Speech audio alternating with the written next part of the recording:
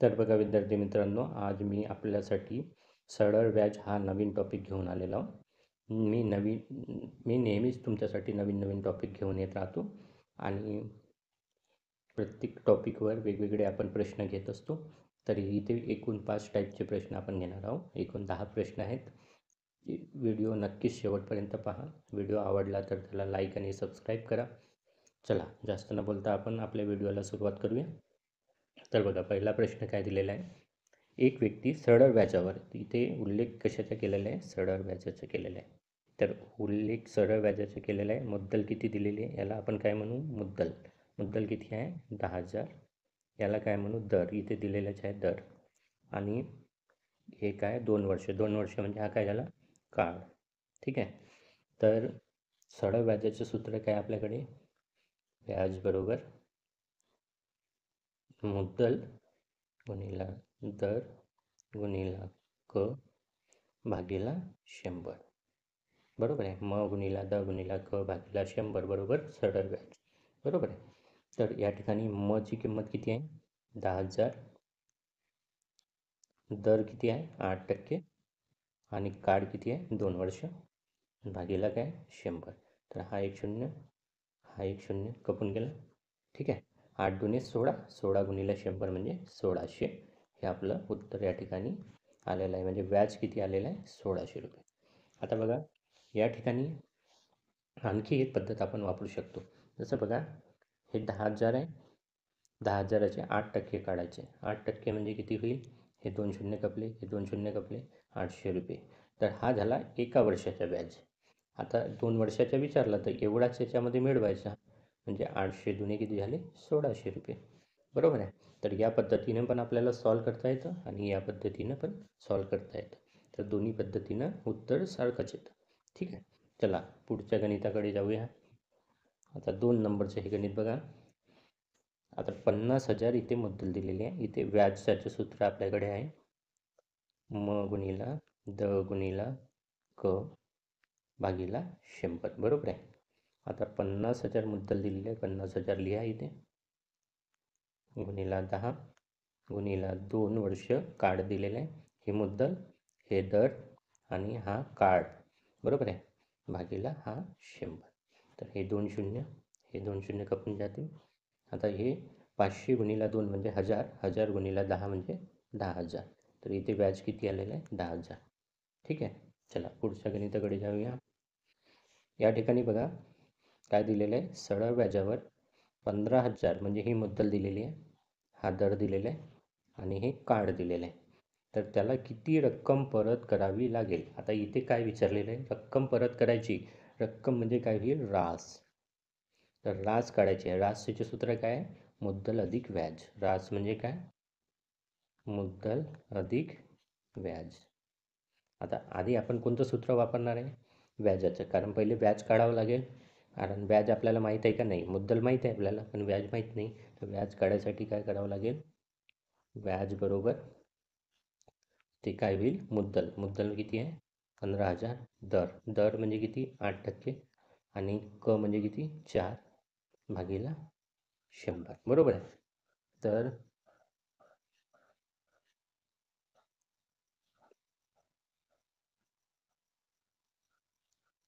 हां तर बघा या ठिकाणी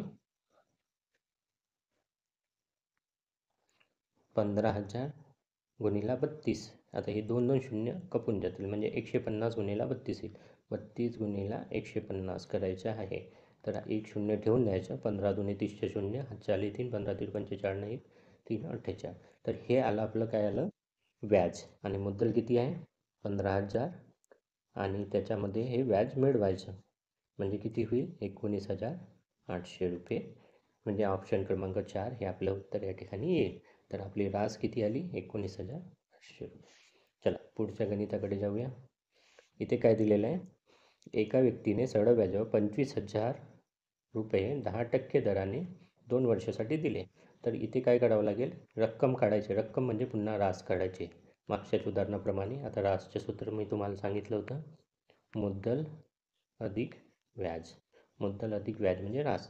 तर इथे आधी व्याज काढायचा, त्याच्यामध्ये मुद्दल मिळवायची म्हणजे आपलं काय निघेल? रास. तर हे मुद्दल आहे, हा दर आहे आणि हा कार्ड आहे. आणि याला भागीला काय करायचं 100. म्हणजे हे 2 शून्य कपून जातात.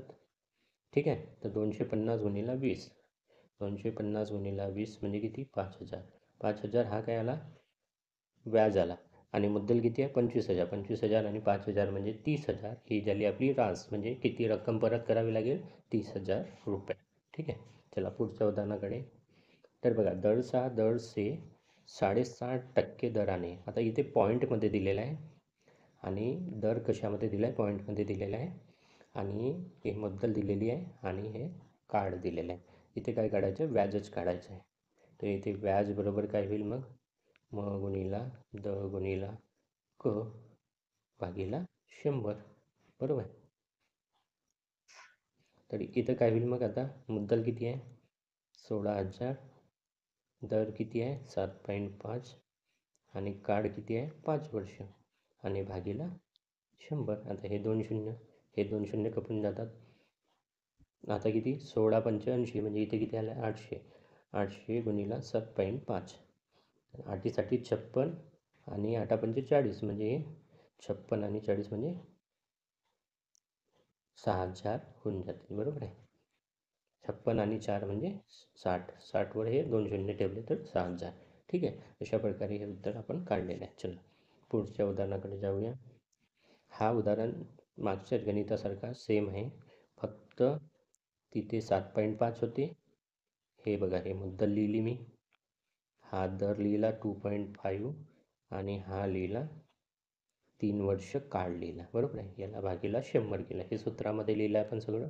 हे 2 शून्य कपले. आता इथे 80 गुणिला 2.5 म्हणजे 200 आणि गुणिला 3 म्हणजे 600. तर हे 600 या ठिकाणी उत्तर आलेलं. चला पुढच्या गणिताकडे.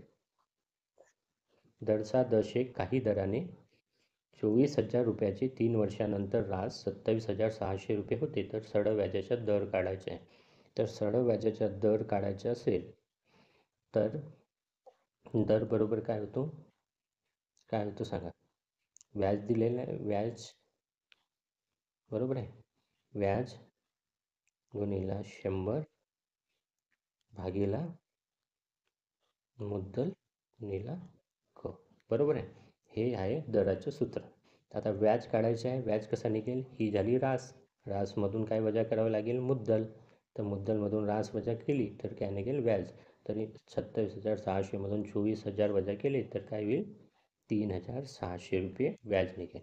तर दर काढायचे, व्याज लिहा 3,600 गुणिला 100 भागीला मुद्दल किती आहे 24,000 आणि इथे काय लिहावं लागेल 3 वर्ष. ठीक आहे 3. बरोबर आहे. तर हे 2 शून्य कपून गेले. या शून्यासोबत हा शून्य कपून गेला. इथे किती आले 360 आणि इथे किती आले 72. तर 360 भागीला 72.